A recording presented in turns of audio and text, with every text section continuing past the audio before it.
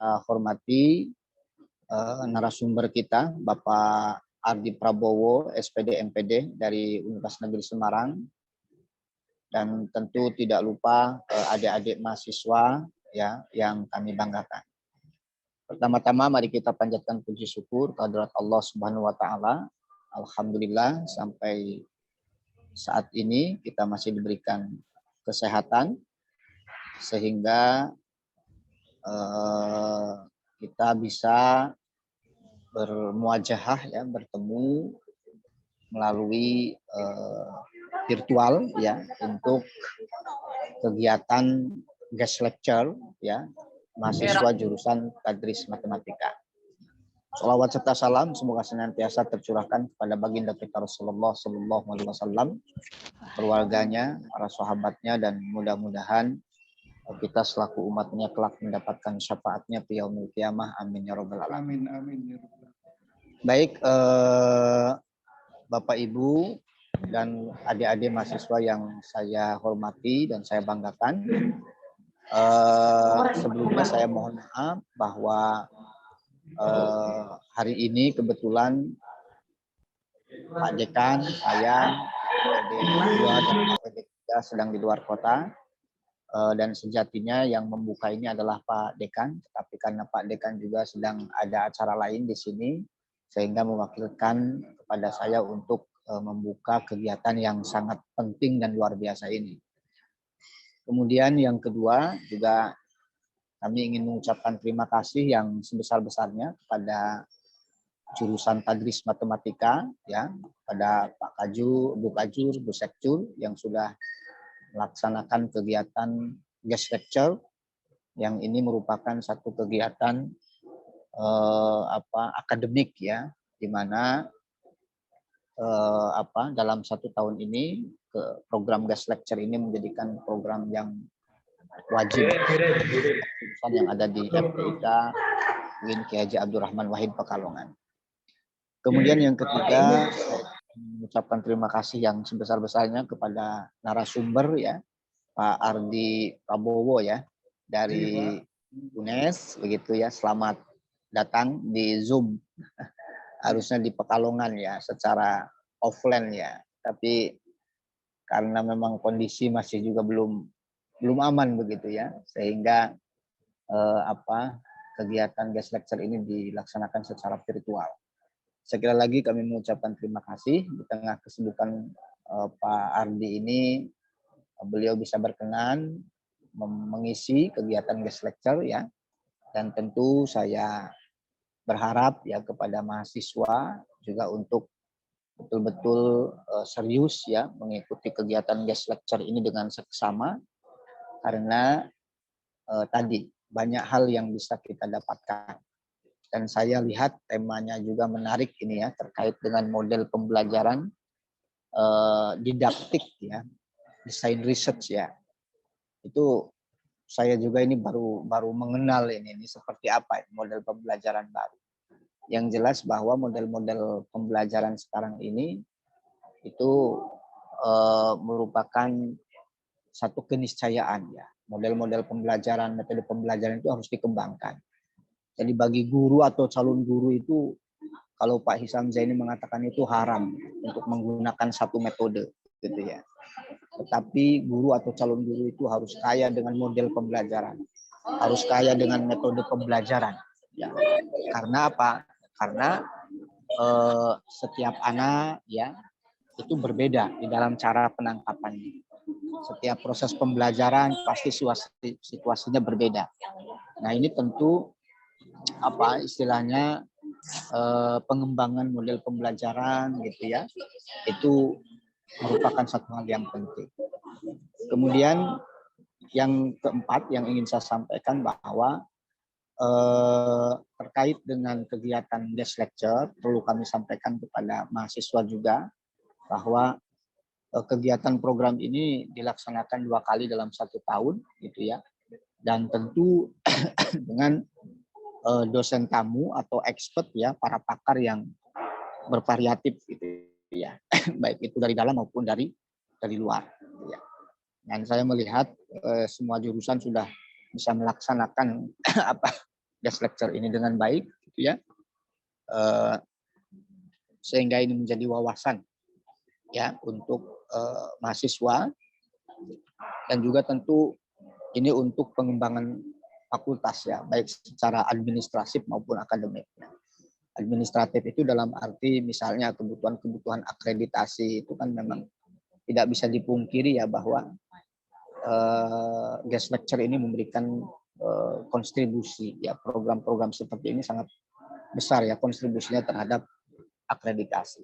Dan tapi ala kulli hal saya kira ada yang jauh lebih penting ya dari hal-hal yang sifatnya administratif akademik, tetapi apa itu? Kultur ya. Membangun kultur akademik itu sendiri jauh lebih penting menurut saya. Nah, oleh karena itu Bapak rekan-rekan, adik-adik mahasiswa, sekali lagi saya memohon untuk serius gitu ya, mengikuti kegiatan guest lecture ini. Terus kemudian barangkali yang ingin saya sampaikan juga terima kasih sekali lagi ya kepada narasumber Pak Ardi ya. Jadi mohon nanti berbagi ilmunya ya, pengalamannya ya, karena kita kampus FTIK ini sedang terus berbenah ya, berjejaring gitu. Kemudian berusaha untuk membangun kultur ya, kultur akademik baik di tingkat dosen maupun mahasiswa. Saya kira itu yang bisa saya sampaikan Bu Sekjur. Jadi sekali lagi kami mohon maaf ya. Jadi dalam 3 hari ini kami di luar kota, ada kegiatan yang memang sifatnya rutin ya, Fordetak ya, Forum Dekan Tarbiyah se-Indonesia yang dilaksanakan di Manado ya. Sekali lagi kami mohon maaf yang sebesar-besarnya. Baik, Bapak Ibu dan rekan-rekan mahasiswa, mari kita buka kegiatan guest lecture ini dengan bersama-sama membaca basmalah. Bismillahirrahmanirrahim. Saya kira itu yang bisa kami sampaikan. Mohon maaf bila ada kata-kata atau tidak tutur yang kurang berkenan. Sekali lagi mohon maaf yang sebesar-besarnya. Akhirul kalam, wallahul muwaffiq ila aqwamit thoriq. Assalamualaikum warahmatullahi wabarakatuh. Waalaikumsalam warahmatullahi wabarakatuh. Terima kasih Bapak Wakil Dekan 1, Bapak Dr. Muhammad Jaini atas sambutan sekaligus pembukaan acara guest lecture pada pagi hari ini. Di tengah kesibukan beliau yang saat ini sedang ada di Manado, tapi masih menyempatkan waktunya untuk ikut bergabung dalam kegiatan guest lecture pada pagi hari ini. Kami sampaikan terima kasih. Acara yang selanjutnya yaitu acara inti tentang perkuliahan kita pada pagi hari ini. Bagi teman-teman mahasiswa jurusan Statistik Matematika, alhamdulillah yang sudah bergabung sekitar 200-an mahasiswa. Semoga teman-teman nanti bisa menyerap ilmu yang disampaikan oleh Bapak Ardi pada pagi hari ini tentang desain pembelajaran yang akan disampaikan. Mungkin dari teman-teman belum pernah mengenal tentang didaktik desain research atau mungkin mengenal tetapi belum secara mendalam, termasuk saya. Jadi ini adalah suatu hal yang baru bagi teman-teman yang sedang menyiapkan metode penelitian yang tepat, baik untuk penelitiannya maupun tugas akhirnya, dan juga untuk teman-teman mahasiswa angkatan tahun 2022, 2021, dan semester tingkat bawah bisa belajar dan mempersiapkan bahwa ada desain pembelajaran baru ini yang akan dijelaskan oleh beliau Bapak Ardi. Sebelumnya saya ingin menyapa narasumber Bapak Ardi. Sudah bergabung ya Bapak? Alhamdulillah. Kenal dengan saya enggak ini Pak. Kebetulan saya mahasiswa UNES angkatan tahun 2011. Tapi enggak berkesempatan untuk mengikuti perkuliahan dengan jenengan. Kemarin. Lupa sama makanya namanya kok seperti tidak pernah ketemu gitu ya. Jadi saya seangkatan sama Pak Adi Satrio, Pak. Oh, lah Adi Satrio kenal ya. Sama Pak Wahid. Ya, Kalau alhamdulillah hari ini sudah berkesempatan hadir di UIN Gus Dur. Monggo kapan-kapan bisa pinarak langsung ke kampus kami, Pak, di sini. ya, Teman-teman semuanya, beliau ini adalah dosen dari Universitas Negeri Semarang. Nggih. Sebelumnya saya bacakan dulu CV dari Bapak Ardi. Beliau lahir di Pekalongan. Nah, lahirnya di Pekalongan, ini berarti asli wong Pekalongan. asli, makanya kok Pada tidak tanggal 25 dipanggil ke sana Februari saja tahun gitu. 1982. Ya. Kalau langsung datang Alamat itu kan bisa ngerasa ke pripun, Bapak? Sebono meneh gitu, Mbak. Betul. Nggih. Beliau saat ini berdomisili di Semarang, tepatnya di Perumahan Gria Sekar Gading, Kalisegoro, Gunung Pati, Semarang. Dan beliau sekarang bekerja dan kantornya di Gedung D7, lantai 1, Kampus UNES Sekaran, Gunung Pati, Semarang.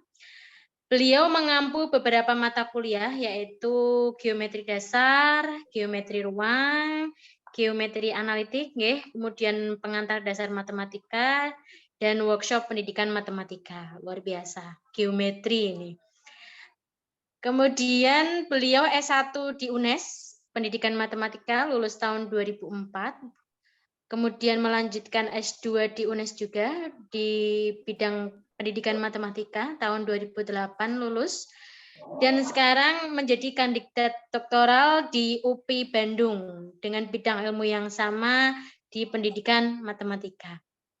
Nah, pengalaman penelitian dan juga pengabdian kepada masyarakat beliau sangat banyak, nggih, ada sekian halaman, jadi tidak mungkin saya bacakan satu persatu. Tentunya dari ilmu yang beliau miliki ini, harapannya bisa kita serap sebanyak-banyaknya dalam waktu hanya kurang dari 2 jam ini. Semoga, nggih, nanti. Amin. Kemudian beliau memiliki pengalaman kerja di beberapa instansi, mulai dari GTK Kemendikbud, kemudian menjadi konsultan juga di Tanoto Foundation, di GTK Kementerian Agama sampai tahun 2022 juga, dan juga Palladium Group Australia sampai dengan tahun 2022.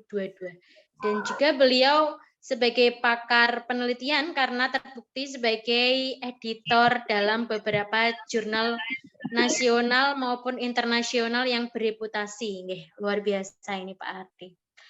Untuk mempersingkat waktu, kita mulai saja nggih Bapak untuk pemaparan materinya. Semoga nanti bisa cukup waktunya sampai pukul 10:30 nggih Bapak, supaya setengah jam bisa kita gunakan untuk tanya jawab. Nggih, Bapak Ardi sudah bisa share screen nggih, karena sudah kami jadikan co-host. Monggo, waktu kami serahkan sepenuhnya kepada Bapak Ardi. Silakan. Matur nuwun Bu Heni, Bu Santika, Pak Wadik masih ada enggak ya? Atau sudah meninggalkan ruang sepertinya? Assalamualaikum warahmatullahi wabarakatuh, para mahasiswa, Bapak Ibu semuanya. Alhamdulillahirrabbilalamin, pada pagi hari ini kita bisa berjumpa dalam keadaan sehat walafiat, tidak kurang suatu apapun juga. Tampak wajah-wajahnya masih muda-muda, imut-imut, cantik-cantik, ganteng-ganteng semuanya ya. Tapi mambu megono kabeh. Biasa. Terus ini ada berapa peserta ini? 257 orang yang ada di ruangan Zoom ini. Semoga kita semua juga mendapatkan syafaat dari Rasulullah SAW nanti di yaumul akhir nanti. Amin amin ya rabbal alamin. Saudara-saudara semuanya, pada pagi hari ini kita kuliah campur-campur ya. Jadi antara didaktik desain risetnya itu nanti tercium aromanya, tetapi nanti intinya adalah bagaimana Anda semuanya akan menerapkan sebuah rangkaian aktivitas sehingga nanti menghasilkan desain pembelajaran melalui sebuah proses yang namanya didaktik desain riset. Saya mohon izin share screen.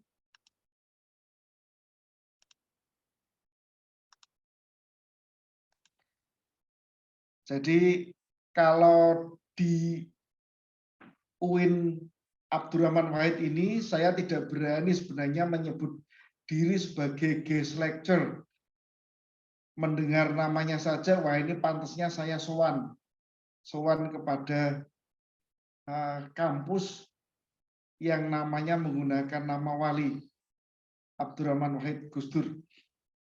Kalau ke kampus UNJ, Universitas di Jakarta misalkan, guest lecture enggak masalah. Tapi kalau ke UIN, Abah, gue enggak berani. UIN Wali Songo apalagi ya. Yang lain-lain, Bandung itu menggunakan satu nama, Sunan Gunung Jati, kemudian Surabaya menggunakan Sunan Ampel, Yogyakarta Sunan Kalijogo. Kalau Semarang, semua nama wali dijadikan satu, Wali Songo. Karena semuanya sudah habis, dipakai semuanya, Pekalongan menggunakan nama UIN Abdurrahman Wahid ini pantasnya saya sowan, bukan menjadi guest lecture di dalam kegiatan hari ini. Kami nantikan Pak di kampus kami.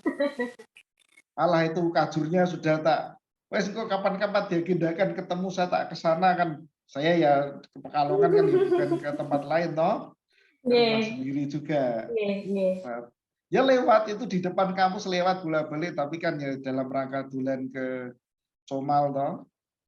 Nggih. Nggih Pak mampir. Kayak Bu Heni, Bu Santika, saya izin matikan kamera nggih, karena tampaknya kalau saya pakai kamera kok ini apa? Koneksinya agak berat. Nggih. Monggo Pak, nggih mboten Nggih. napa-napa. Baik, saudara-saudara mahasiswa dan Bapak Ibu semuanya, ini nanti judul kuliah kita ini ya, pengembangan desain pembelajaran melalui penerapan didaktikal desain riset. Barangkali jarang yang mendengar apa ini didaktikal desain riset ya. Kemudian apa ini metode baru, metode apa ini? Nah, sekedar cerita dulu ya pembuka bahwa didaktikal desain riset ini adalah sebuah metode penelitian dengan pendekatannya kualitatif yang memegang paten ini adalah dosen di UPI Bandung yang saat ini menjadi promotor saya didaktikal desain riset.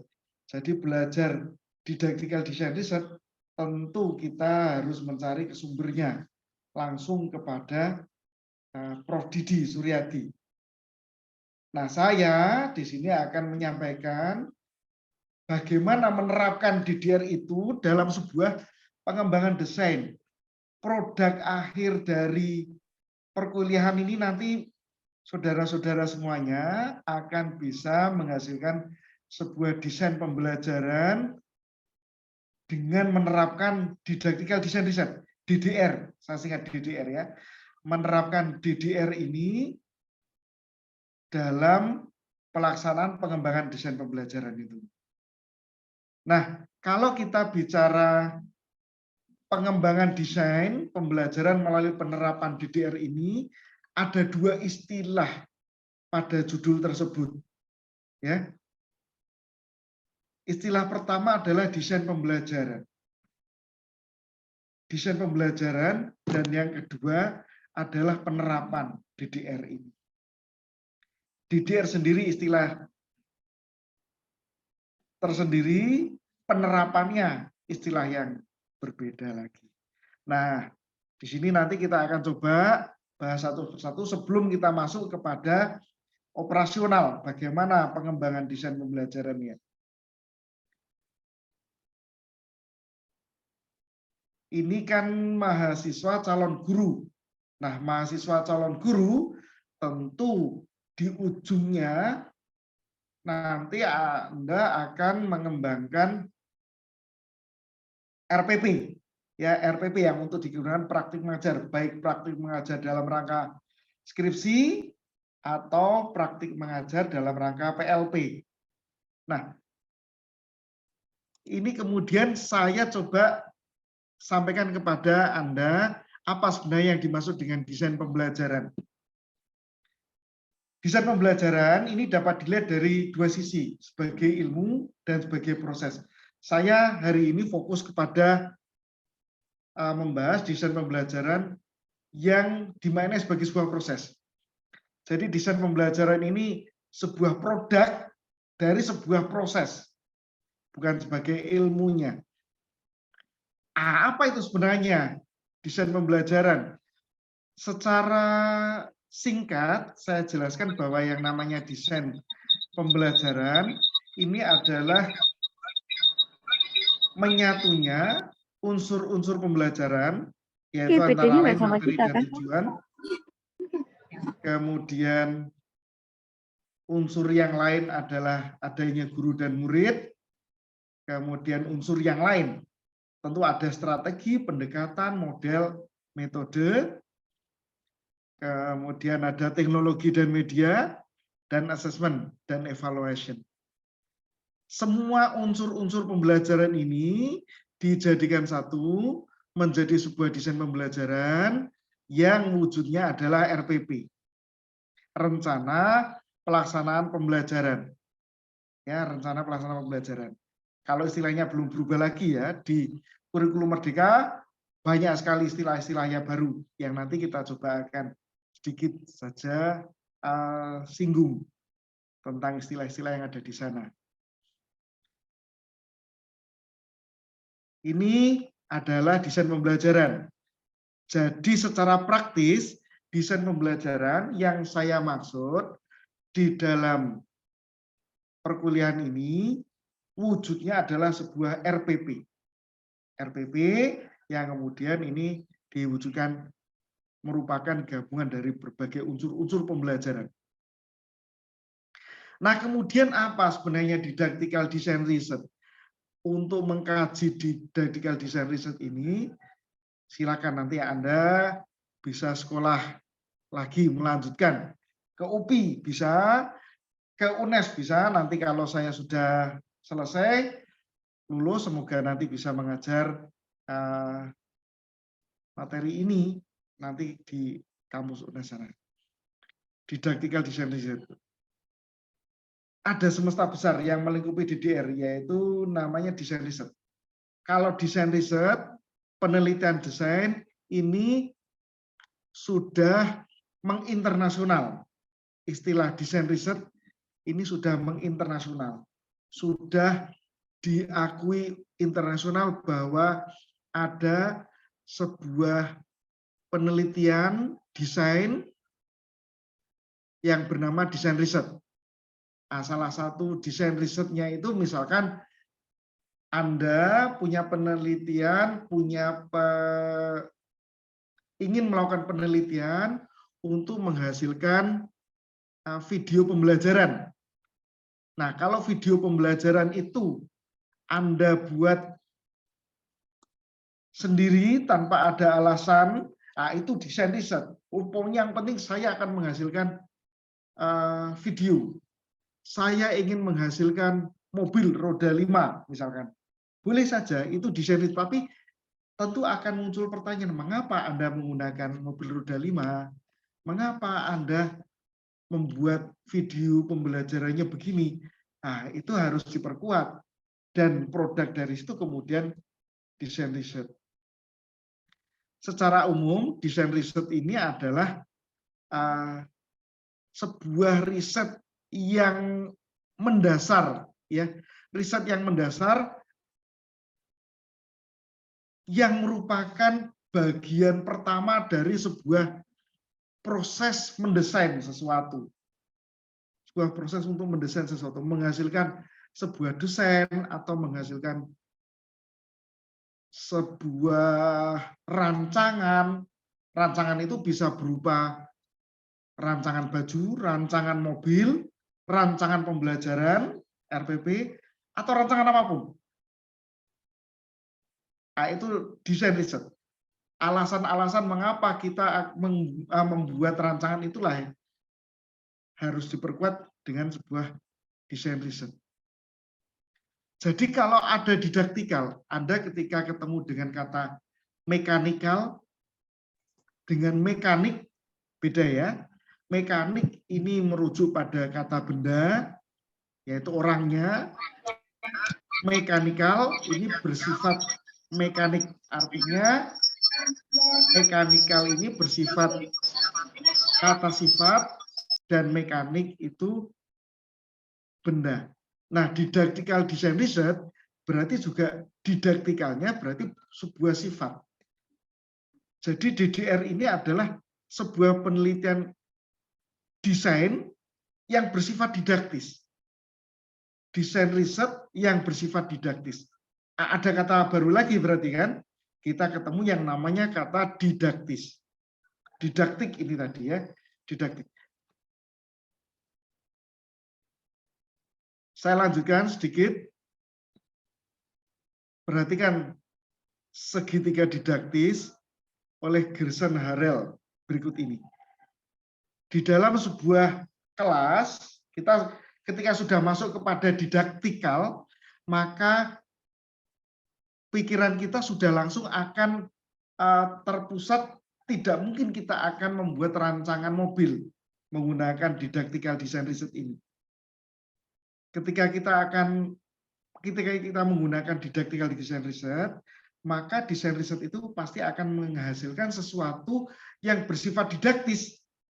Nah, didaktis itu berarti sebuah kondisi yang berada di dalam pembelajaran.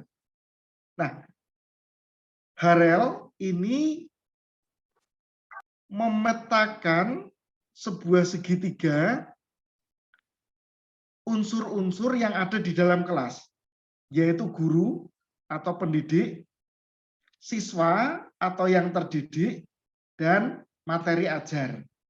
Materi ajar. Hubungan antara guru dengan pendidik, guru dengan siswa, seperti saya dengan Anda saat ini adalah hubungan apedagogis. Maka di dalam guru profesional ada keterampilan pedagogis. Ini berarti keterampilan bagaimana guru itu berhubungan dengan siswa. Bagaimana guru bertanya, ya, bagaimana guru menguasai kelas, itu kemampuan pedagogis. Bagaimana guru membuka kelas, bagaimana guru menjelaskan, itu berarti hubungan antara guru dan siswa. Hubungan itu yang kemudian disebut dengan hubungan pedagogis. Apapun di dalam kelas yang merupakan hubungan antara guru dengan siswa, itu namanya hubungan pedagogis. Nah, didaktis itu apa? Didaktis itu adalah hubungan antara siswa dengan materi ajar. Begini saudara, walaupun Anda bekerja dalam kelompok, sebenarnya untuk memahami satu materi, itu tidak mungkin Anda itu dipahamkan oleh orang lain. Anda dijelaskan oleh orang lain. Seperti saya ya, saya menjelaskan materi tentang DDR ini kepada Anda melalui Zoom dengan segitiga ini. Tetapi yang membuat Anda paham itu sebenarnya adalah Anda sendiri. Ya tentu dengan atas izin Allah ya, tapi syukur istilah Gus Baha itu wis karuan lah ya. Tapi yang membuat bahwa Anda paham tentang apa yang saya katakan, itulah Anda sendiri. Walaupun Anda mungkin berbincang dengan teman Anda dalam kelompok, ini kalau Anda tidak menerima pemahaman, pengetahuan itu dalam diri Anda, maka sebenarnya Anda juga tidak paham walaupun menggunakan pembelajaran berkelompok. Sampai dia itu ketika dijelaskan temannya, oh ternyata cuma begitu. Oh lah, ketika sudah mengatakan oh, nah ini berarti dia sudah paham. Lah yang membuat dia paham sebenarnya kan dirinya sendiri. Caranya saja adalah dengan dia berbincang dalam kelompok. Karena kalau berbincang dengan teman satu kelas mungkin terlalu besar ya. Jadi dikelompokkan. Makanya itulah mengapa kadang-kadang dalam satu kelompok itu bisa jadi si A ini sudah paham, tapi si B ini kok belum paham. B dengan C sama-sama belum paham, tapi ternyata C ini sudah lebih baik pemahamannya daripada B. Dalam satu kelompok loh. Kenapa kok bisa terjadi seperti itu? Nah, karena konsep memahami itu sebenarnya bersifat personal pribadi. Caranya saja dengan berkelompok atau berpasangan atau dengan pleno satu kelas bersama-sama diskusi bareng-bareng. Nah, setelah ada pedagogis, ada didaktis. Ya, siswa berhubungan dengan materi matematika ya, dalam hal ini berarti matematika. Dia berhubungan dengan luas, misalkan spesifik ya, temanya tentang luas permukaan balok misalkan. Luas permukaan balok. Nah, siswa sudah Anda beri lembar kerja, mereka sudah bekerja punya buku pegangan, kemudian mereka membaca, bekerja dengan lembar kerja itu, ada kalanya tidak langsung paham. Oleh karena itu, guru juga harus menyiapkan yang namanya antisipasi desain pedagogis. Guru harus bisa membuat sebuah materi ajar yang bisa memberikan pelayanan kepada siswanya. Kalau dia tidak paham melalui jalur ini, saya harus membuatkan antisipasi melalui ini. Atau bisa juga antisipasi desain pedagogisnya berupa pertanyaan. Oh, kalau dia tidak paham ini, pertanyaan apa yang harus saya tanyakan kepada siswa agar dia bisa memahami materi yang saya sampaikan. Ini adalah segitiga didaktis. Nah, sebuah desain riset ini berarti menghasilkan sebuah RPP yang sebuah penelitian desain yang bersifat didaktis. Ya, didaktikal design riset berarti penelitian desain yang bersifat didaktis. Nah, hubungan antara guru pendidik, guru, siswa, dan materi inilah segitiga didaktis yang disampaikan oleh Harel. Ketika fokusnya kepada didaktis, didaktikal design riset, maka sebenarnya proses yang terjadi di sini adalah bagaimana caranya agar siswa ini bisa belajar menggunakan sebuah materi yang dihasilkan oleh guru. Materi ini bisa jadi materi matematika, lembar kerja, media, atau apapun. Apapun yang bisa digunakan siswa untuk belajar materi tersebut.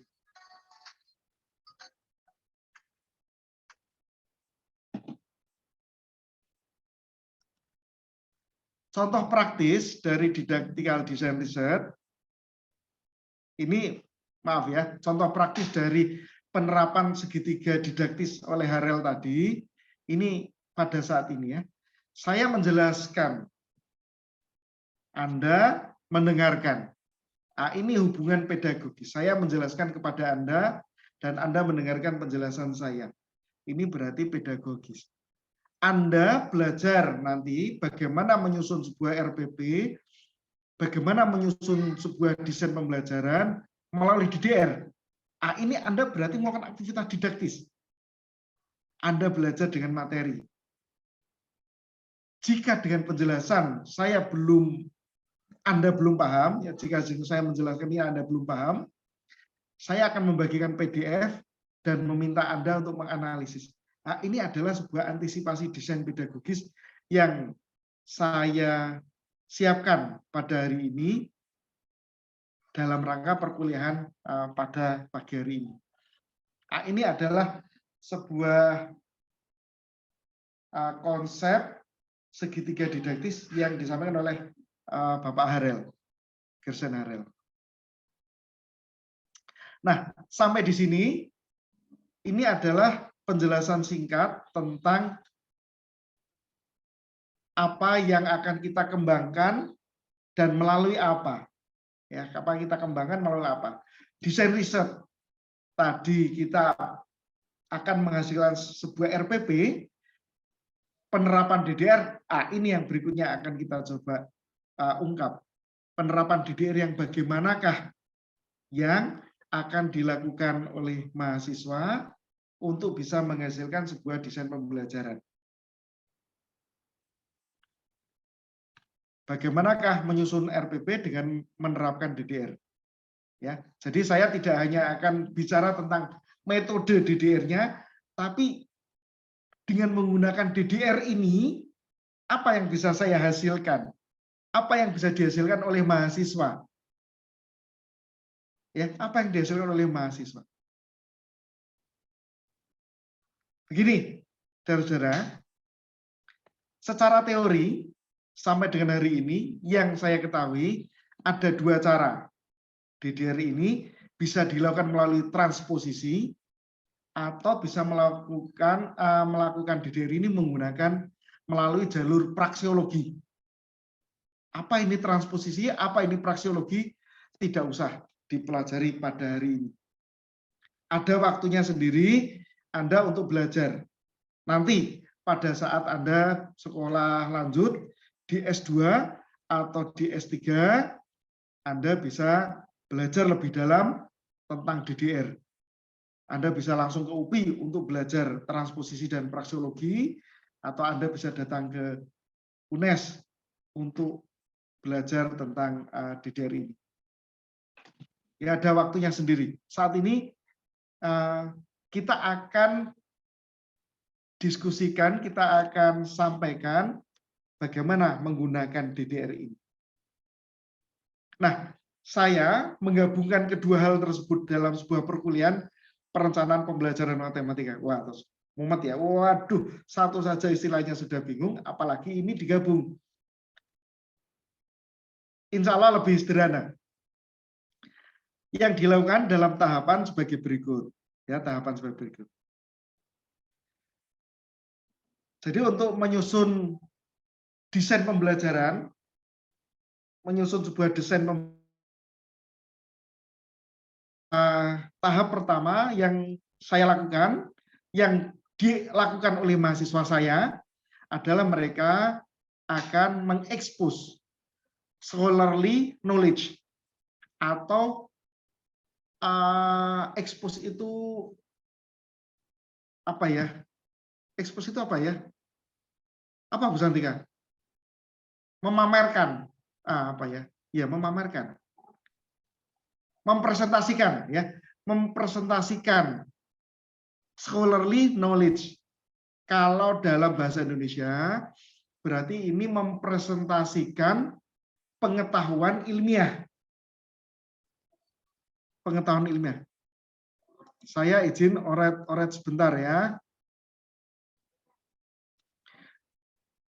Anda ingat mungkin pada saat dulu SMP yang namanya irisan himpunan digambarkan begini, ya. Kemudian yang manakah A diiriskan dengan B? Ya. Ini mungkin ingatnya di sini, ini adalah himpunan A, ini himpunan B. Ya. Kemudian di sini ada unsur, misalkan di sini X, kemudian ada Y, ada Z. Nah, Anda kemudian mengatakan bahwa oh ini loh. Nah, ini waktu SMP. Apa yang membedakan saat Anda kuliah? Di kuliah karena Anda akan ketemu dengan ini ya. Untuk setiap A begini, X anggota dari A iris B. Ini ada di mata kuliah apa berarti ya? Di analisis real atau di pendahuluan analisis real. Ini kalau kita ketemu dengan bukunya Pak Bartel. Ada enggak sih di sini mata kuliah analisis real? Wonten, Pak. Ada. Ada ya? Iya, Nah, di ada. analisis real ya. Nah, kira-kira ini di analisis real atau di PDM lah ya, kira-kira. Ah, Nggih, di PDM. kalau X anggota A iris B, ini kan akan berlaku ya. X ini anggota A, kemudian dan X anggota B. Nah, ini pengetahuan pada saat SMP, ini pada saat kuliah. Berbeda kan? Walaupun sama-sama konsep A iris B, sama-sama konsep tentang A iris B, tetapi visualnya berbeda. Yang tampak itu berbeda. Yang Anda pahami juga sudah berbeda. Berbeda. Walaupun maknanya sama ya, maknanya sama tapi secara pemahaman berbeda. Nah, inilah yang dinamakan dengan pengetahuan ilmiah. Pengetahuan ilmiah berarti pengetahuan yang sebenar-benarnya secara ilmiah. A iris B itu secara ilmiah, oh iya, A iris B itu berarti jika A ini anggota A iris B, himpunan A iris B, maka A ini adalah anggota A dan A ini adalah anggota B. Nah, dalam visualisasi di SMP langsung potong komas menggunakan visual. Sehingga kalau anak SMP ketemu ini bingung. Tapi di soal-soal banyak yang menggunakan konsep ini diterapkan di SMP. Apa akibatnya? Banyak yang tidak paham. Apa itu konsep. Nah, pertanyaannya adalah bagaimana Anda menggunakan pengetahuan ilmiah ini untuk mengajar di SMP atau SMA ini saya sampai jam berapa ini? Wah, jam 10 masih banyak nih. Saya percepat saja. Ya, ini kira-kira tentang expose scholarly knowledge yang ada di sini. Begini saudara, setelah tahu apa itu scholarly knowledge, bagaimana kita akan mengekspos pengetahuan ilmiah yang ada di kalian. Ada materi matematika yang kemudian diwujudkan dalam kurikulum sekolah, baik kurikulum 13 maupun kurikulum merdeka, bebas kurikulum mana saja. Nah, Anda kemudian akan memilih KD, KI, atau memilih capaian pembelajaran. Nah, expose scholarly knowledge ini dilakukan dengan cara mendeskripsikan pengetahuan ilmiah pada satu topik yang dipilih, kemudian menyusun peta konsep dari materi yang dipilih. Jadi ketika Anda akan menghasilkan RPP melalui sebuah desain DDR ini, melalui DDR, langkah pertama adalah Anda harus bisa menerapkan pengetahuan ilmiah, kemudian Anda bisa menyusun peta konsep dari materi yang dipilih. Ini yang saya lakukan. Ada contohnya di sini.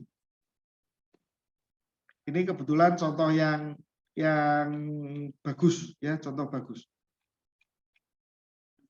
Sehingga kalau kita melihat, nah ini ya, deskripsi pengetahuan ilmiah. Ya, saya meminta ini materi yang dipilih dia adalah data ya, data. Nah, dia mulai mendeskripsikan pengetahuan dia tentang KD ini, 312 ini, dari mulai yang paling dasar, data.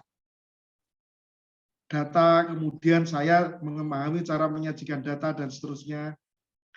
Kemudian dia juga menguraikan, oh ini loh contoh data, nilai UAS. Oh ini loh bagaimana menyajikan data. Kemudian ada juga data dalam bentuk tabel, diagram batang. kemudian oh ini sudah cukup, berarti dia berhenti sampai dengan tabel ini. Tapi ini sudah bagus, berarti dia sudah mengekspos pengetahuan ilmiahnya dalam bentuk sebuah deskripsi. Langkah pertama untuk membuat RPB melalui DDR ini. Kemudian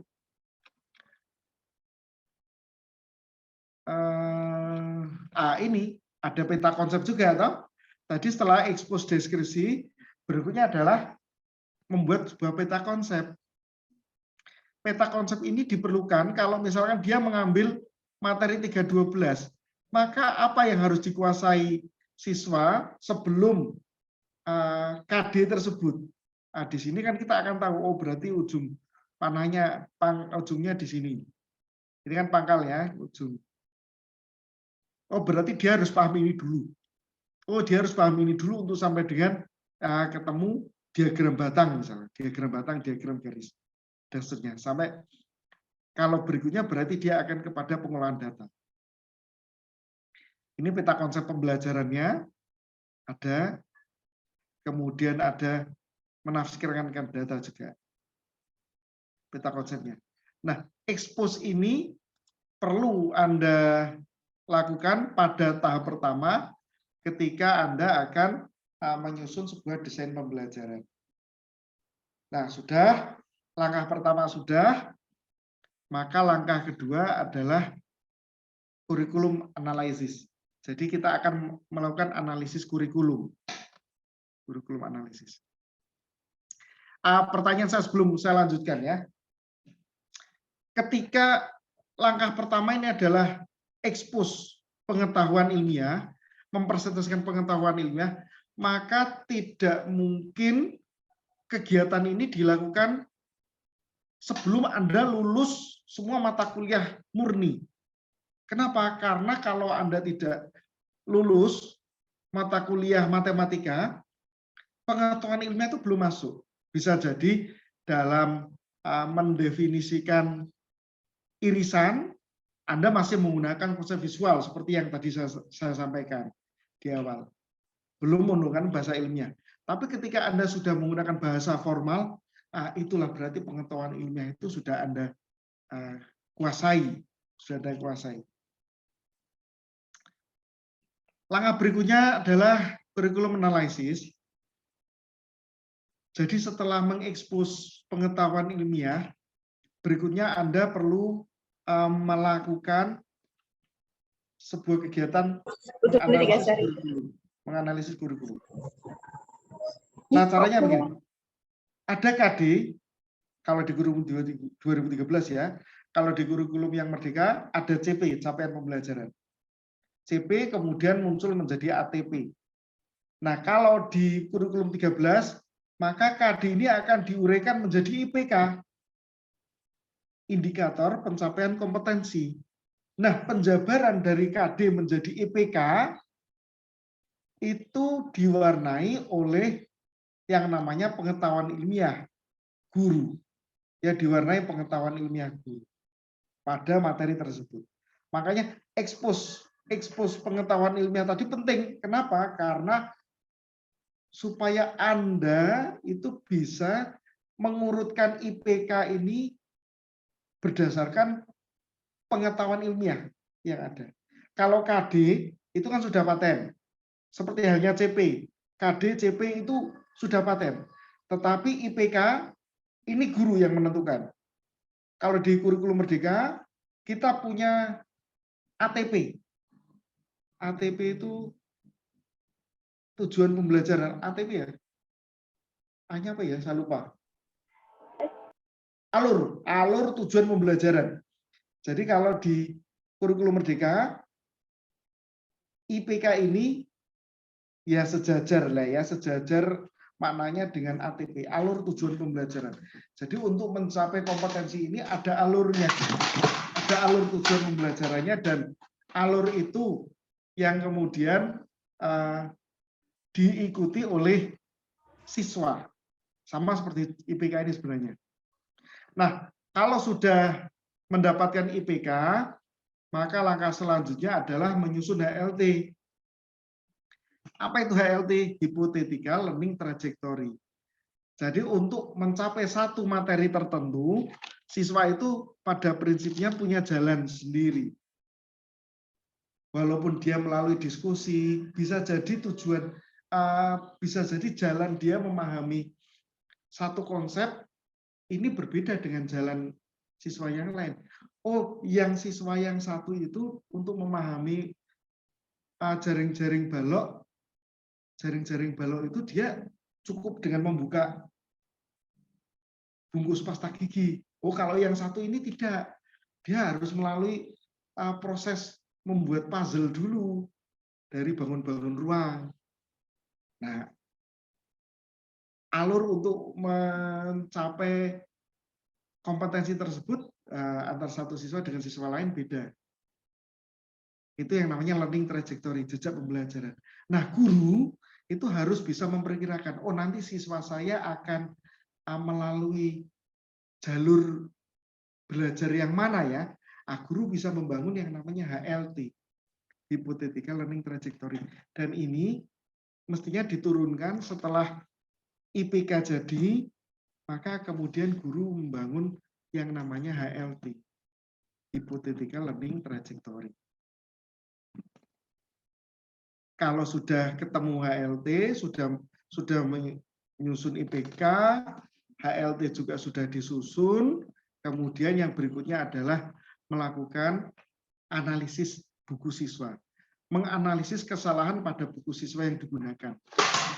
Proses analisis kurikulum ini menjadi lengkap kalau ini sudah dilakukan. Saya tunjukkan contohnya. Ini jejak pembelajaran, jadi dia menyusun jejak pembelajaran cukup panjang. Ada setiap jejak ini. Kemudian ini ada lembar kerja nanti kita diskusikan.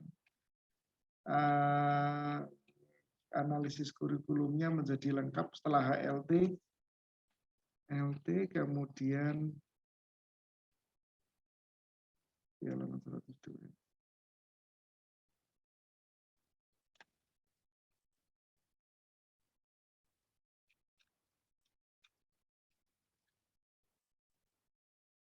Oh ini sebentar.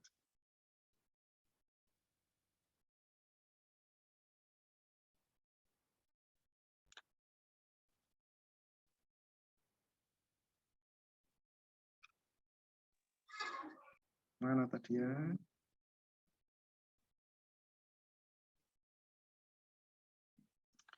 Ini ya kesalahan-kesalahan. Jadi dia sudah menyusun banyak kesalahan-kesalahan. Kesalahan pertama dari buku yang dikaji dia, diamati. Dalam buku pengertian tabel distribusi frekuensi hanya singkat, tanpa diberi langkah penyusunan tabel distribusi frekuensi. Kemudian ada kegiatan ayo menalar, dan seterusnya ya. Dan seterusnya. Nah, ada juga kesalahan yang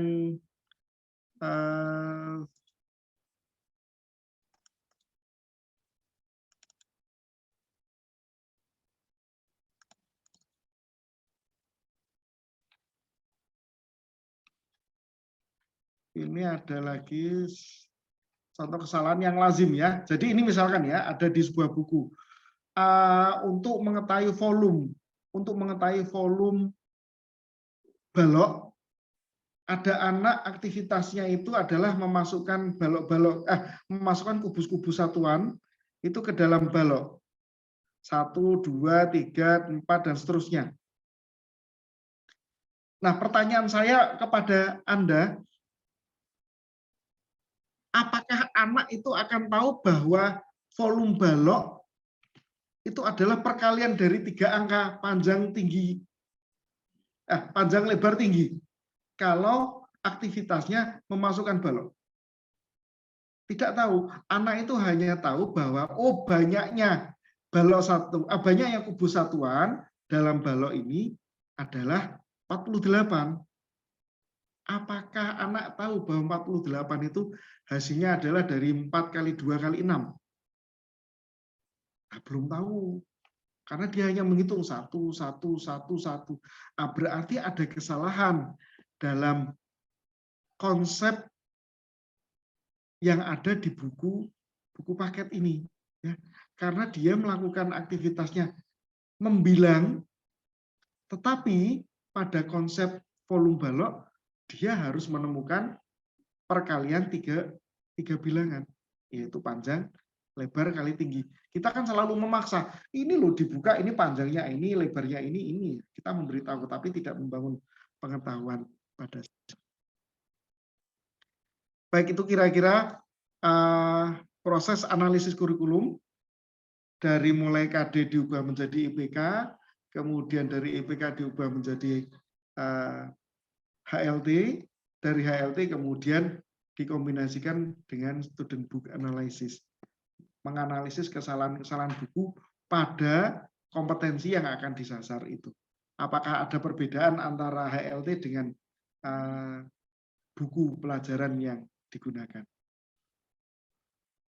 Langkah ketiga, mengembangkan aktivitas belajar. Mengembangkan aktivitas pembelajaran, developing learning activities. Kita bisa melihat ada HLT, ya, ada hypothetical learning trajectory. Jadi HLT, hypothetical learning trajectory itu jejak pembelajaran yang bertangga, berundak, digambarkan seperti tangga. Untuk mencapai tangga tertinggi, yaitu tujuan pembelajaran, kita melalui kegiatan 1, terus tangga kedua, kegiatan kedua, tangga ketiga, kita masuk ke kegiatan ketiga, dan seterusnya. Di setiap tangga ini ada materi-materi yang harus dipahami oleh siswa untuk bisa mencapai tujuan ini. Dalam konteks contoh ini, saya sampaikan bahwa di sini prosesnya adalah, tujuannya adalah anak bisa menjelaskan jaring-jaring balok. Menjelaskan itu berarti dia bisa menyampaikan apa definisi jaring-jaring balok, kemudian apa bangun pembentuk jaring-jaring balok, dan seterusnya. Cara untuk membuat HLT ini dari atas turun sedikit. Oh, yang namanya jaring-jaring balok ini adalah gabungan bangun datar yang bisa dilipat sehingga membentuk bahan ruang berbentuk balok. Berarti ada gabungan bangun datar yang bisa dilipat membentuk bangun ruang tapi tidak balok. Bisa jadi ada tak? Dilipat-lipat, oh ternyata dia membentuk kubus. Dilipat-lipat, oh ternyata dia membentuk kubus terbuka, misalkan.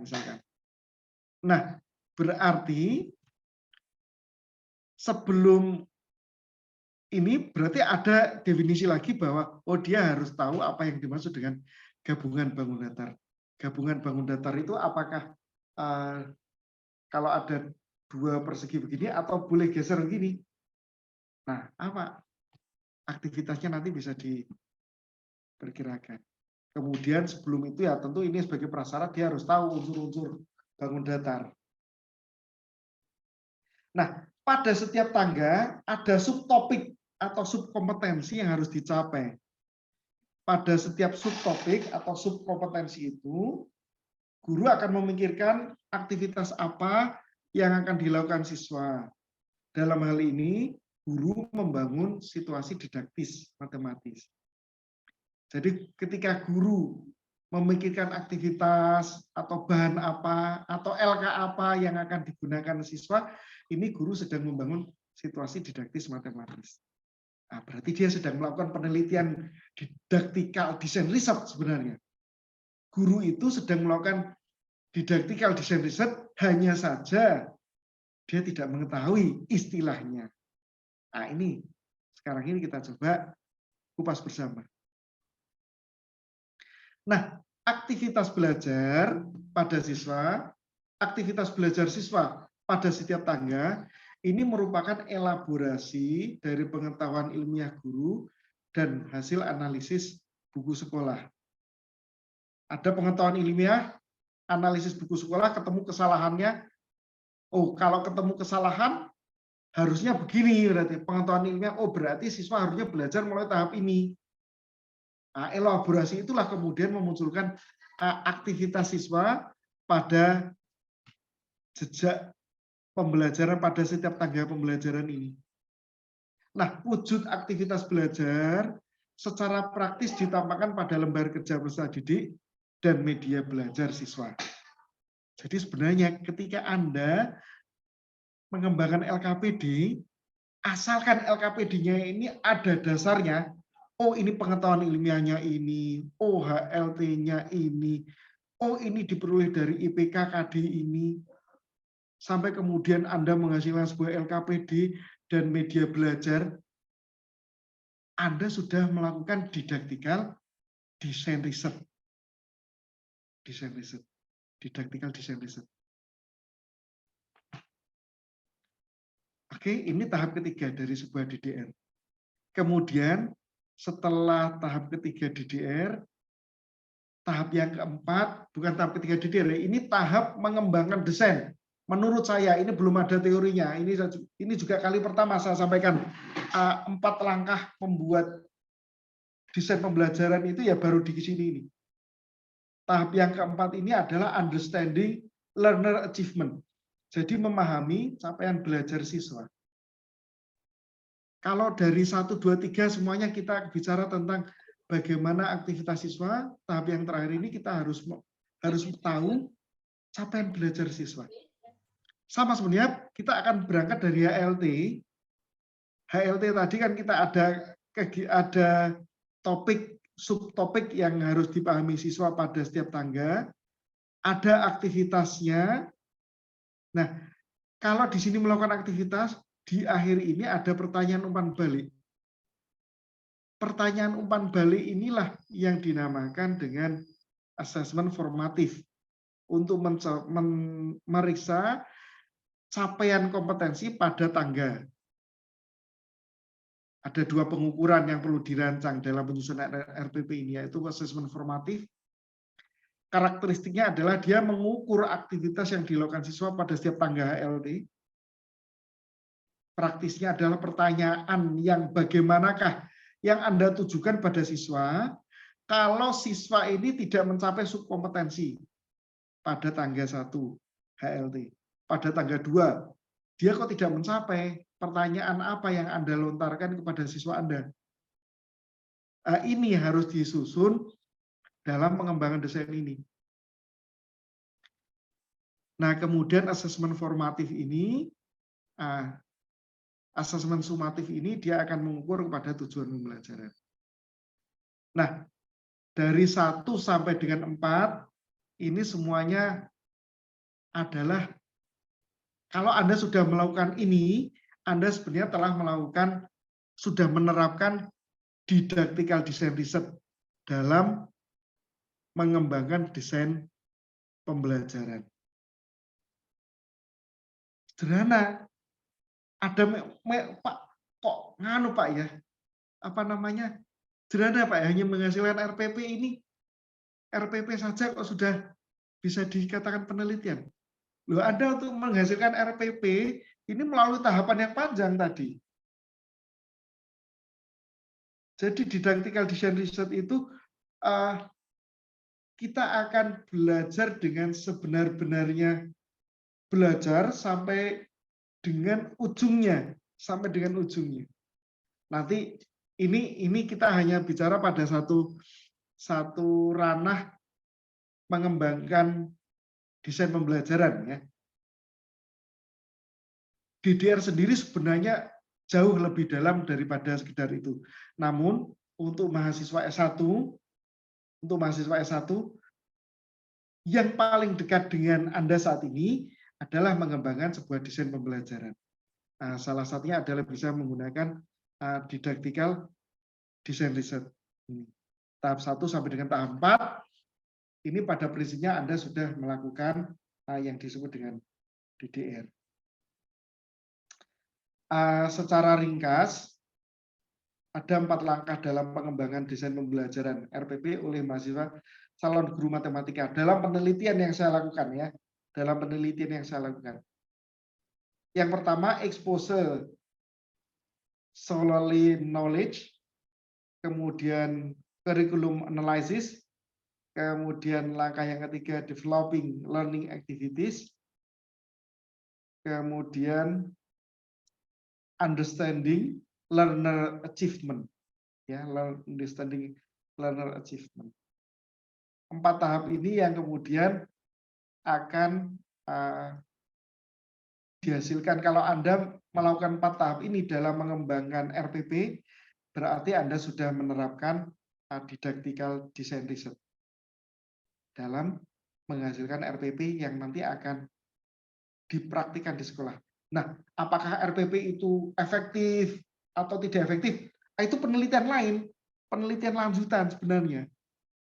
Atau bisa juga itu digunakan sebagai penguat data pembahasan. Oh, ternyata RPP yang dihasilkan melalui sebuah rangkaian proses didactical design research ini efektif dalam mengajar materi ini. Nah, boleh itu penelitian lagi yang lain, penelitian lain, atau menguatkan penelitian yang sedang Anda lakukan ketika Anda menghasilkan RPP. Hati-hati ya, selama ini barangkali di dalam benak Anda, oh RPP ini banyak sekali di internet. Ini mengkhawatirkan ya. Nanti kalau Anda sudah jadi guru, dalam benak Anda nanti jangan-jangan RPP itu adalah download saja. Banyak contohnya. Nah, tapi kalau kita belajar menghasilkan RPP, menggunakan DDR ini, maka kita akan mendapatkan hasil yang luar biasa. Produk dari 4 langkah tersebut adalah RPP. Sebagaimana di awal, desain riset itu adalah penelitian yang untuk menghasilkan sebuah rancangan. Dalam hal ini, didactical design research berarti menghasilkan sebuah rancangan pelaksanaan pembelajaran RPP. Kalau di dalam dosen, berarti DDR ini akan menghasilkan RPS, rancangan perkuliahan semester RPS. Atau menghasilkan bahan ajar, bisa enggak apa-apa. Atau lengkap berarti tidak hanya RPS, berarti RPS, bahan ajar, dan apa. Nah, namun kita belum berhenti ya sampai di situ. Dalam kajian sampai dengan RPP jadi, ini sebenarnya Anda sudah melakukan DDR. Namun RPP yang Anda hasilkan ini masih benar dalam persepsi Anda. Karena Anda belum melakukan validasi maupun institusionalisasi. Nah, RPP tadi dilakukan dengan expose RPP dalam pleno atau diskusi bersama guru praktisi yang lain atau dosen yang lain.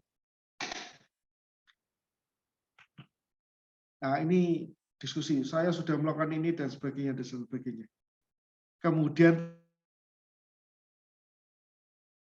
bisa melakukan praktik micro teaching atau peer teaching atau diterapkan langsung di sekolah. Ya, jadi Anda membuat RPP, kemudian diterapkan di sekolah, nah, kemudian dilaporkan hasilnya dalam bentuk skripsi tulisan. Ini sudah satu penelitian sendiri yang namanya didactical design research.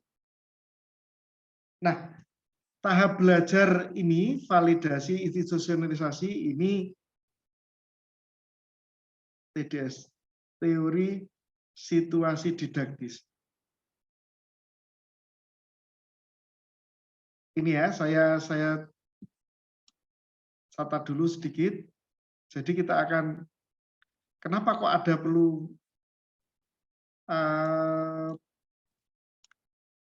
saya singgung sedikit yang namanya TDS. Ini barangkali untuk Bapak Ibu dosen ya, TDS. TDS, teori didactical situation, ya, teori didactical situation. Ada 4 tahap untuk seseorang ini belajar ya. Ada tahap action, kemudian ada tahap formulation,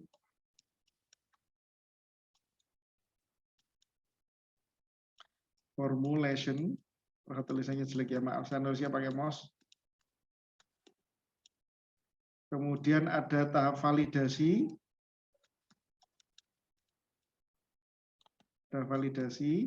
dan tahap institusionalisasi yang tadi saya sampaikan. Nah, action ini adalah ketika anak tadi melakukan 1 sampai 4. Ya. Formulasi ini kalau RPP sudah jadi, ini indikatornya. Validasi ini RPP sudah mendapat masukan, saran ada perbaikan. Institusionalisasi ini adalah RPP-nya sudah dipraktekkan. Kalau sudah tahap 4, tahap action formulation validation institusionalisasi sudah dilakukan, insya Allah pengetahuan mahasiswa terhadap proses membuat RPP atau proses pengembangan desain pembelajaran tadi sudah lengkap. Apa manfaatnya sebenarnya, kenapa kok harus lengkap dan sebagainya. Yang pertama ini Bapak Ibu, mahasiswa dan semuanya ya akan menyadari, calon pendidik matematik menyadari bahwa RPP disusun melalui sebuah proses yang panjang. Sudah, nanti silakan bisa dicek ya. Dalam penelitian saya ini 53% se-Indonesia, bukan se-Indonesia ya. Saya ambil sampel di Makassar, Banten, Jogja, Semarang, Jakarta. Ini dari beberapa LPTK yang ada di sana, baik negeri maupun swasta, 58,3% itu mengatakan bahwa mereka mengunduh RPP, bukan membuat RPP. Apa dampak dari tindakan itu pada saat nanti menjadi guru? Dia akan menganggap bahwa membuat RPP itu adalah sebagaimana yang dilakukan pada saat mahasiswa, yaitu mendownload, lalu memodifikasi. Secara tidak sadar, para mahasiswa calon pendidik nanti kalau masih sudah menjadi guru dan masih melakukan hal yang sama, secara tidak langsung ini berarti Anda membuat gaji bayaran Anda ini menjadi tidak berkah, tidak barokah. Salah satu cara untuk menghalalkan gaji dan bayaran adalah kita membuat RPP, bukan mendownload RPP. Banyak tempat pelatihan-pelatihan ini, ketika belajar membuat RPP, langsung narasumbernya, Pak, apakah ada contoh RPP Pak yang bisa kami gunakan Pak? Loh, kami ini sedang menyampaikan bagaimana cara membuat RPP, namun malah ditanya contohnya. Nah, seperti inilah yang coba kita bersama-sama ya, para mahasiswa, kita bersama-sama supaya pendidikan ini nanti bisa menjadi lebih baik. Ya, salah satunya adalah Anda dengan sebenar-benarnya melakukan penelitian untuk menghasilkan desain pembelajaran yang baik. Nah, dengan proses yang bertahap ini, kemandirian mahasiswa calon pendidik dalam merencanakan pembelajaran dapat dijamin. Pada konsep ideal, setiap selesai satu tahap, tahap 1 tadi, expose scholarly knowledge, itu mereka melakukan presentasi, expose.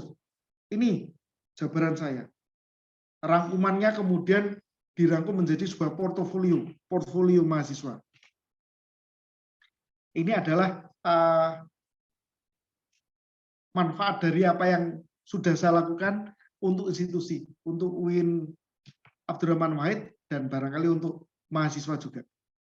Saya akhiri untuk sesi saya ini, sampai dengan di sini. Nanti setelah ini saya akan tunjukkan contoh portofolio yang sudah dihasilkan. Ini informasi singkat tentang saya. Saat ini sedang sekolah S3. Mohon doanya selesai tahun ini. Ini sudah semuanya selesai, data selesai, kemudian jurnal juga sudah selesai. Kemudian promotornya Prof. Didi Suryadi. Beliau ini yang memegang paten metode penelitian DDR.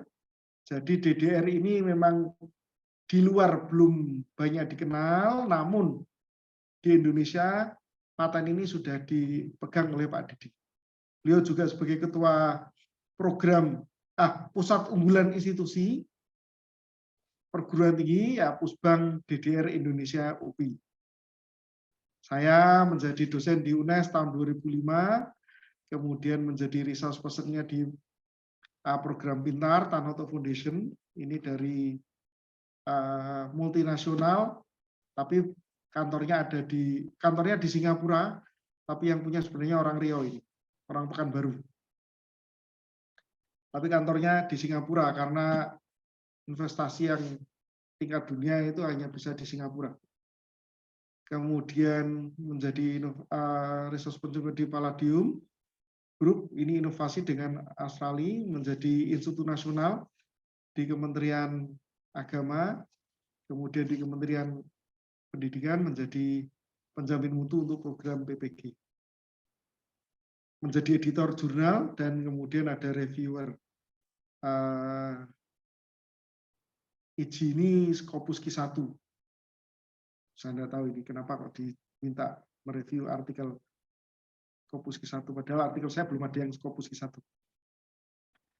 Saya kira itu yang perlu saya sampaikan. Matur nuwun, terima kasih. Assalamualaikum warahmatullahi wabarakatuh. Izin saya. Waalaikumsalam warahmatullahi wabarakatuh. Ini sedikit contoh portofolio ya, karta karya mahasiswa. Bisa dilihat di halaman yang bawah ini, ada 148 halaman. Mahasiswa menghasilkan ini, namanya Kamila Kurniasari, pada tahun ini. Ini dihasilkan selama 1 semester.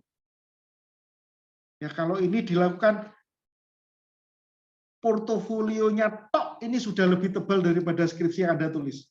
Ya kan? Untuk menghasilkan RPP ini, untuk menghasilkan RPP yang ini, prosesnya panjang sekali ya, dari awal tadi. Dari awal tadi dia menjabarkan dan sebagainya, ini kemudian muncul RPP ini. Tetapi untuk menghasilkan RPP yang sedemikian ini, berarti hanya berapa halaman ini, 1, 2, 3 sampai terakhir, ini ternyata alasannya muncul. Kenapa kok Anda menggunakan, kenapa kok Anda menjabarkan IPK-nya demikian, kenapa kok tujuannya demikian, semuanya ada alasannya. Tidak asal. Kenapa metodenya ini, kenapa langkahnya ini, kenapa kegiatan ininya begini.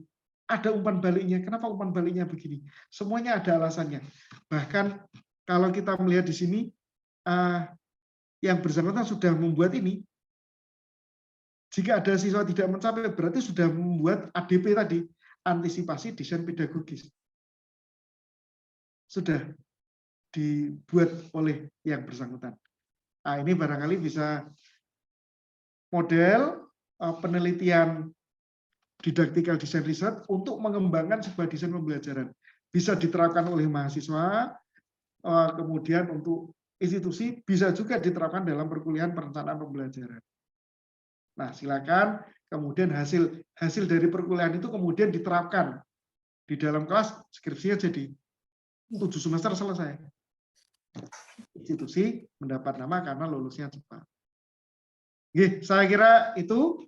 Saya kembalikan sepenuhnya kepada Bu Heni, pembawa acara, untuk bisa memimpin diskusi atau tanya jawab. Baik, terima kasih Pak Ardi atas pemaparannya. Aplaus untuk Bapak Ardi, semuanya. Luar biasa, kita termasuk orang-orang spesial berarti, karena tadi yang disampaikan beliau bahwa 4 langkah membuat desain pembelajaran ini baru disampaikan di sini, Pak Ardi. Betul. Jadi teman-teman dapat pengalaman yang luar biasa bagaimana cara mendesain pembelajaran sesuai 4 langkah tadi yang disampaikan. Dan DDR ini seperti yang disampaikan oleh beliau, ini merupakan salah satu metode penelitian atau desain pembelajaran secara kualitatif. Karena selama ini teman-teman mahasiswa atau penelitian mahasiswa jujur memang sudah jenuh akan penelitian kuantitatif Pak Ardi untuk mahasiswa tadris matematika. Jadi ini termasuk pencerahan baru bagi mahasiswa dan juga dosen. Saya juga ingin menyapa, ini ada dosen yang ikut bergabung dari jurusan tadris matematika, ada beberapa yang bergabung. Terima kasih Bapak Ibu yang sudah bergabung. Untuk selanjutnya kita akan membuka sesi tanya jawab bagi teman-teman maupun Bapak Ibu yang ingin bertanya lebih lanjut tentang apa yang disampaikan oleh beliau narasumber Bapak Ardi. Untuk termin pertama mungkin 3 penyanyi dulu. Oke, pertanyaan bisa langsung disampaikan dengan cara unmute mikrofonnya. Monggo, siapa yang ingin bertanya, teman-teman? Izin bertanya, Pak. Silakan sampaikan nama sama linknya ya, Mas ya. Ya, Monggo silakan. perkenalkan nama saya Muhammad Rizky, NIM 2621077. Izin bertanya, Pak. Kan dalam pembuatan RPP itu kan banyak poin-poin yang perlu diperhatikan ya, Pak. Nah, poin mana yang paling berpengaruh terhadap hasil RPP yang kita buat, Pak? Kualitasnya maksudnya gitu, Pak. Ya, Mau langsung dijawab atau kita tanggung dulu, Pak Ardi? monggo jawab saja langsung ya, Oh, nggih, supaya nggih, baik. Monggo.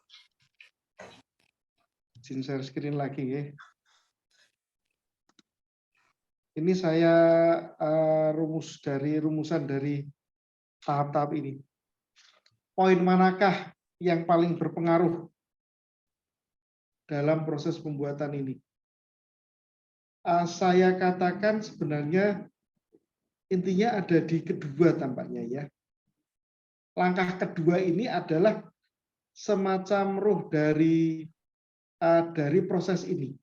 Ketika Anda melakukan analisis kurikulum, kemudian sampai dengan membuat HLT, kemudian Anda juga melakukan analisis buku yang akan digunakan mengajar, ini ruh dari seluruh kegiatan ini. Langkah ketiga ini bisa dilakukan kalau langkah kedua sudah selesai, kelar, paham, selesai, kamu kemudian mengembangkan aktivitas itu akan didasarkan pada langkah kedua. Demikian pula langkah keempat. Jadi kalau ditanya mana langkah utamanya, kedua. Kalau satu expose learning knowledge ini ketika berganti KD kan tentu berganti lagi. Tapi kalau Anda tidak bisa melakukan analisis kurikulum ini, maka langkah ke belakangnya menjadi tidak kuat. Demikian saya kira Mas, siapa namanya ini? Mas Rizky tadi ya. Baik, Pak. Terima kasih. Ya? Ini, Pak. Oke. Terima kasih Mas Rizky. Siapa lagi yang mau bertanya ini teman-teman? Kesempatan langka ini bertemu dengan Bapak Ardi. Ini berarti salah satu topik dalam disertasinya juga atau bagaimana Pak Ardi? Betul. Ini salah satu, bukan salah satu ya, penelitian saya ya ini. Tapi ini bagian dari secara umum panjang sekali, dari pertama kita dapat fenomena kemudian sampai menghasilkan ini. Tapi secara umum batang tubuhnya 40-50% ada di sini. Ada di sini. Jadi bagaimana mengembangkan sebuah model sehingga mahasiswa itu bisa menyusun RPP secara mandiri. Kita kan belum pernah ada ini. Belum pernah. Indonesia saya coba cek kemana saja. Ya, ingin mencoba subjeknya mahasiswa tadris matematika UIN Gusdur, Pak. Monggo silakan. Nanti kapan-kapan kita diskusi. Nanti modelnya kolaboratif saja. Iya, Bu Santika ini nanti mungkin yang bisa. Kolaboratif, nanti pelaku peneliti utamanya dari tadris, kemudian nanti saya istilahnya mendampingi, kita nanti publish di jurnal yang mana yang ingin disasar. Karena Bu Santika juga ini yang sudah siap mau S3, Pak. Nah, S3-nya dekat-dekat saja. Kalau S3-nya di UNES belum ketemu ini, DDR. Terus di UNES Pak. saja, Pak. Kalau di UNES belum ada, ya semoga nanti tahun depan lulus kemudian ngajar, diberi kesempatan untuk bisa membagikan. Nah, saya nunggu Pak Ardi ngajar dulu berarti. Yo, Jo, jangan lama-lama, ndagage. Mau lahiran dulu, Pak, mau lahiran dulu. Lahiran dulu. Saya berangkat sekolah itu ya lahiran juga, tapi sing lahirke bojoku ya. Monggo silakan, ada pertanyaan Silakan. lagi yang lain. Nah, ini Nanda Dwi, Mbak Nanda atau siapa ini ya? Begini ya, kalau tadi berbincang tentang penelitian kualitatif dan kuantitatif ya, Nggih. memang ada perbedaan yang signifikan antara kualitatif dan kuantitatif. Penelitian kuantitatif pada awalnya, desain awal dari penelitian kuantitatif itu adalah meneliti fenomena alam. Ya, misalkan ada tanaman, bibitnya sama, diletakkan di dalam ruangan yang sama, diberi pupuk yang berbeda porsi. Nah, kemudian dilihat pertumbuhannya. Dia mengamati fenomena alam. Semua faktor-faktor di luar pertumbuhan ini, di luar pupuk bisa diatur. Ruangannya sama, suhunya sama, pemberian airnya sama, semuanya bisa diatur.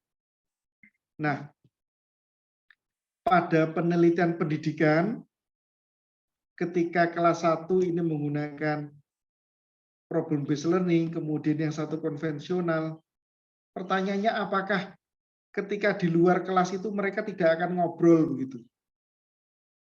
Apakah kita bisa membatasi bahwa anak ini tidak akan pulang, hanya ada di sekolah, makan dengan porsi yang sama, tidur dengan jam yang sama,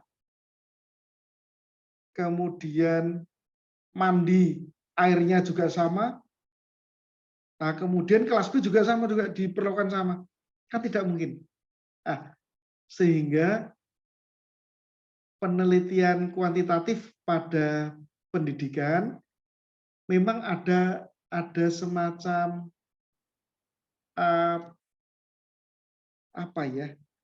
distraksi di dalam pikiran saya ini. Tidak mungkin kayak kita akan melakukan penelitian kuantitatif pada ranah pendidikan. Begini, Bapak Ibu dosen, saya mengubah paradigma seperti ini sulit, bukan main ya, sulit. Saya orang kuantitatif, seperti Bu Santika, lulusan UNES itu kuantitatif. Lulusan UNES itu S1, S2 itu didorong pasti kuantitatif. Membandingkan model A, model B, kemudian mengembangkan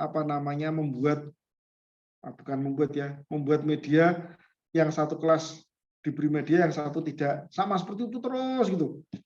Tapi lama-kelamaan kita akan berpikir secara filosofis, namanya tidak mungkin itu sebuah konsep ideal dari penelitian kuantitatif itu akan bisa dilaksanakan. Nah, oleh karena itu saya mencoba membuka diri. 2016 sebenarnya saya sudah mencoba berkenalan dengan DDR. Waktu itu saya undang Prof. Turmudi ke UNES untuk bicara tentang DDR. Perkenalan itu tapi ternyata tidak membekas karena hilang. Nah, lebih dalam memang kalau ingin mengetahui DDR yang sebenar-benarnya, kualitatif yang sebenar-benarnya, ya datang belajar di UPI untuk yang pemegang patennya itu, Prof. Didi Suryadi, beliau yang memegang, dan 2 tahun yang lalu beliau mendapat penghargaan sebagai peneliti terbaik kalau tidak salah, atau peneliti terbaik se-Indonesia dari kementerian. Yang dibawa apa? Yang dibawa adalah DDR, karena penelitian beliau itu dari tahun 2010 sudah melakukan hal itu. Dan ide-ide itu sudah muncul sejak lama dan baru diformulasikan tahun itu. Saya kira itu sedikit informasi tambahan. Sebenarnya kalau kita bicara DDR ini sangat luas, tidak sesempit menghasilkan RPP ya, tidak sempit menghasilkan RPP ini. Namun untuk mahasiswa S1, DDR yang paling mungkin, yang paling pas dilakukan oleh mahasiswa S1, ya ini, mengembangkan desain pembelajaran, melalui tahapan-tahapan itu tadi. Nah, itu sudah tahapan-tahapan didaktik desain riset. Kalau Iya. dalam Sebetulnya tidak hanya desain pembelajaran ya berarti Pak ya. wah banyak menghasilkan media itu juga bisa. Cuma kan kalau media itu kan kecil sekali ya, lingkupnya sangat kecil dibandingkan desain Oke. pembelajaran. Kalau desain pembelajaran kan luas, ada LK, ada media, ada Iya, betul. bahkan modelnya kalau mau buat sendiri sekalian nggak apa-apa, menggunakan sendiri. Evaluasinya juga masuk ke dalam sana. Barangkali ada teman-teman yang masih penasaran atau ada yang ingin ditanyakan terkait penjelasan dari Pak Adi. Monggo. Izin bertanya, Bu. Oke, silakan Mbak Nafida. Iya, perkenalkan nama saya Nafida, NIM 2621013. Izin bertanya, Pak. Yang tadi telah dijelaskan tentang 4 langkah pengembangan RPP, yang salah satunya tadi kan developing learning activities.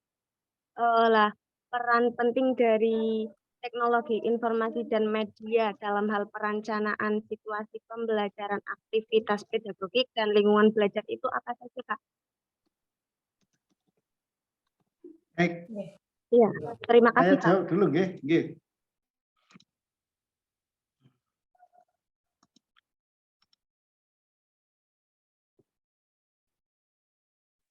Saya kembali ke sini ya. Jadi ketika kita bicara langkah 1, 2 sudah ya, saya begini. Langkah 1 ini sudah, kemudian sudah mengalis kurikulum. Nah, kemudian di sini ketika menghasilkan ini ya, developing learning activities. Nah, di sini learning activities ini bentuknya macam-macam. LKPD ini kan tidak hanya LKPD dalam bentuk kertas ya, LKPD dalam bentuk aplikasi boleh, LKPD dalam bentuk website boleh, kemudian media belajarnya menggunakan alam sekitar boleh, medianya menggunakan augmented reality boleh, tidak masalah. Jadi TIK ini akan masuk menjadi sebuah penunjang proses pembelajaran. Ya, dia merupakan bukan penunjang ya, tapi dia merupakan salah satu unsur yang akan dihasilkan di dalam proses pengembangan sebuah desain pembelajaran. Cara belajar seorang siswa itu bisa macam-macam, bisa melalui orang-orang yang auditori dan visual, itu bisa belajar menggunakan aplikasi cukup. Orang-orang yang kinestetik, dia akan harus belajar menggunakan menggambar, lari-lari, dan sebagainya. Nah, TIK ini tentu akan memberikan peran pada saat pengembangan aktivitas pembelajaran. Jadi kalau dalam konsep DDR ini, TIK ini harusnya tidak berdiri sendiri. Jadi misalnya pengembangan media pembelajaran berbasis augmented reality. Ini tidak bisa kalau dalam DDR. Kenapa? Mesti akan bertanya, kenapa Anda mengembangkan media itu? Apa yang menyebabkan itu? Dari mana? Apa masalahnya? Kok sampai siswa perlu belajar media itu? Kemudian bagaimana menerapkannya dalam pembelajaran? Pertanyaan itu akan muncul. Kalau di dalamnya kemudian muncul, di dalamnya nanti akan ada muncul pertanyaan, ada penelitian pengembangan untuk menghasilkan sebuah media pembelajaran berbasis augmented reality atau apapun. Ini kalau dalam DDR ini adalah dia merupakan bagian dari produk penelitian. Saya kira itu, Mbak Nafida. Baik, Mbak Nafida bisa dipahami nggih? Ada lagi yang ingin bertanya? Mungkin satu lagi ya. Mohon maaf Pak, tadi. Oh ya. Terima kasih atas penjelasannya. Saya kira ada pertanyaan tambahan. Silakan teman-teman yang lain, yang mahasiswa yang sedang penelitian ini atau yang dosen boleh, kita dosen diskusi boleh. saja, nggih. Kebetulan ini ada Pak Majid, Pak Zulfikar. Monggo Pak. Baik. Ya, Ngobrol baik. Pak Zulfikar sama Bismillahirrahmanirrahim. saya ini. Katanya urusan berat ini sama nih kayaknya Pak ya. Baik, Bismillahirrahmanirrahim. Assalamualaikum warahmatullahi wabarakatuh. Waalaikumsalam warahmatullahi wabarakatuh. Kan saya Ahmad Zulfikar, salah satu pengajar di UIN Gus Dur. Alhamdulillah saat ini saya berkesempatan juga mengikuti jejak Pak Ardi, studi lanjut di S3 Pendidikan Matematika di UPI. Nah, Jadi ya mungkin nyambung tadi Pak Ardi, ketika saya ketemu dengan beberapa pengajar di UPI, ketika ketemu saya, kesan pertama yang ditanyakan ada hubungan apa dengan Pak Ardi. Jadi sepertinya Saudara kembar ya Pak. siapa contohnya ketemu siapa? Pak Supiani. Pak Sufiani, kemudian Prof. Turmudi, Bu Ella, gitu. Jadi Pak Ardi sepertinya meninggalkan kesan yang sangat positif untuk para pengajar di UPI seperti itu. Alhamdulillah, nggih. Pripun? Jadi mohon izin saya telah menyimak dari paparan Pak Ardi, saya yakin ini menjadi suatu pancingan untuk rekan-rekan mahasiswa, terutama dalam hal melaksanakan riset untuk tugas akhirnya seperti itu. Nah, saya yakin setelah ini akan banyak yang mengikuti topik riset yang diajukan oleh Pak Ardi ini, terutama untuk rekan-rekan baik dosen ataupun mahasiswa di UIN Gus Dur. Nah, tadi saya menyimak di bagian terakhir setelah action, kemudian sampai dengan validasi dan instruksionalisasi seperti itu. Institusionalisasi atau setelah diterapkan di micro teaching ataupun di praktek mengajar. Nah, saya bicara di tataran praktis seperti itu ketika misalkan mahasiswa melakukan riset ini, kemudian setelah mengembangkan desain pembelajaran berupa RPP, kemudian diterapkan di kelas melalui micro teaching atau pembelajaran. Nah, ketika praktiknya kemudian menemukan ada hal-hal dari apa yang direncanakan mungkin agak sedikit meleset atau hal-hal yang dari perenungan atau evaluasi yang dilakukan itu ada yang mungkin perlu diperbaiki, apakah dalam riset itu perlu untuk dilakukan semacam evaluasi adendum seperti itu, perbaikan, atau itu cukup ditinggalkan sebagai rekomendasi untuk peneliti selanjutnya. Mungkin itu Pak Ardi, terima kasih atas kesempatan yang diberikan. Assalamualaikum warahmatullahi wabarakatuh. Waalaikumsalam warahmatullahi wabarakatuh. Ada dua, saya memotretnya dari dua hal, nggih. Kalau dari DDR ini selesai, Pak. Dari konsep DDR selesai. Kalau kemudian ada masalah selanjutnya. Namun kalau kita bicara pengembangan, katakanlah yang terkenal ADDIE ya, ADI, maka temuan masalah-masalah temuan dalam penerapan itu masih akan bisa dievaluasi pada tahap selanjutnya, yaitu tahap evaluasi dan kemudian menghasilkan desain yang empirik. Ya, saya katakan desain yang empirik. Jadi tidak ada masalah Pak, apakah akan diperbaiki, kemudian masih dalam rangkaian pengembangan, itu bisa. Berarti kita bicara dalam konsep pengembangan desain, katakanlah contohnya tadi ADDIE, atau temuan ini menjadi, temuan dalam penerapan ini menjadi penelitian selanjutnya. Oh ini setelah menggunakan desain yang dihasilkan, masih menghasilkan ini, berarti ini akan diteliti lagi, apa penyebabnya, diperiksa lagi bagaimana bahan ajarnya, bagaimana cara mengajar guru, kemudian bagaimana kebiasaan siswanya. Ini menjadi penelitian lanjutan, menghasilkan desain baru lagi. Itu Pak Zulfikar. Jadi kalau namanya DDR tidak harusnya tidak berhenti pada satu step saja. Kalau kita bicara ini, kalau saya berhadapan dengan guru ya, guru sekolah yang sudah ketemu PTK, pertanyaan saya akan begini, Pak, lalu bedanya apa Pak PTK dengan DDR? Nah, PTK itu kan akan menyelesaikan satu masalah. Jadi misalkan masalahnya itu tentang keaktifan siswa, maka tindakan guru itu bagaimana caranya untuk supaya siswa ini menjadi aktif. Nah, kalau DDR ini tidak, ini global, holistik. Jadi tindakan guru adalah berdasarkan sebuah rencana besar desain pembelajaran itu. Jadi tidak hanya spesifik, oh apakah ini saya akan mengubah LK-nya, apakah saya akan mengubah pengelompokannya saja, tidak. Tapi desainnya ini yang lebih besar. Saya kira itu Pak Zulfikar.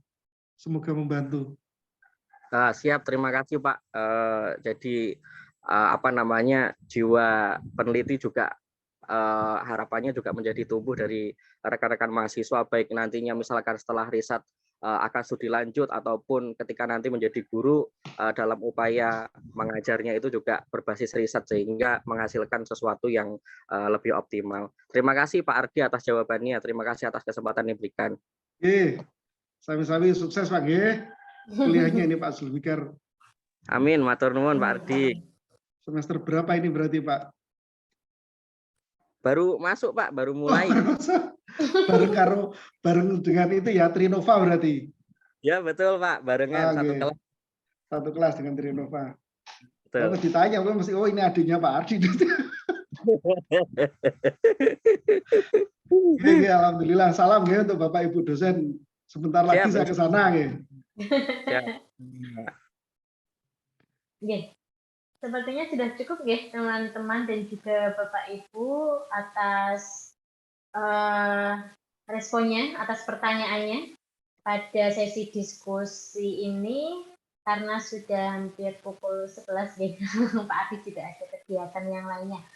Baik, terima kasih atas pemaparannya dan juga ilmu barunya Pak Ardi kepada kami, utamanya kepada mahasiswa dalam guest lecture pada pagi sampai siang hari ini. Alhamdulillah bisa berjalan dengan lancar. Ada satu pesan yang membekas bagi teman-teman mahasiswa ini sebetulnya, bahwa apa yang disampaikan oleh beliau tentang bagaimana mengembangkan desain pembelajaran, dalam hal ini berarti RPP ya. Jangan sampai seperti yang disampaikan Pak Ardi itu terjadi, bahwa ketika menjadi guru kok hanya mendownload kemudian mengajar gitu. Tapi betul-betul mendesain RPP-nya sesuai dengan langkah-langkah yang tadi sudah disampaikan ilmunya oleh Pak Ardi. Sekali lagi applause untuk semuanya, dan saya selaku di sini ya MC ya, moderator, mohon maaf atas ketidaknyamannya, barangkali ada hal-hal yang kurang berkenan selama kegiatan guest lecture Pak Ardi, dan sampai jumpa di momen berikutnya Pak Ardi. Kami tunggu kedatangannya. Kami sebenarnya sudah lama ingin jalan-jalan ke UNES ya Bu Santika, tapi belum keturutan. Ini malah Bu Kajurnya mau cuti. Ya, monggo silakan ke UNES, nanti bertemu dengan Pak Kajur. Kalau saya kan masih di luar sistem ini. Di luar sistem. Berarti posisi di Bandung ya Pak ini? Enggak, di rumah lah ya, di Semarang lah ya. Oh, di Semarang. Nengok kampus sesekali saja. Terima kasih Pak Ardi. Sambil saya ini bertanya, ini kira-kira nanti berkenan nggak kalau materinya kami share ke mahasiswa kami? Monggo silakan, boleh saja. Ya, terima kasih. Itu saja yang bisa kami sampaikan. Kita akhiri, wabillahi taufik wal hidayah. Wassalamualaikum warahmatullahi wabarakatuh. Waalaikumsalam warahmatullahi wabarakatuh. Terima kasih Pak Ardi. Izin meninggalkan room ya. Monggo, terima kasih sekali lagi.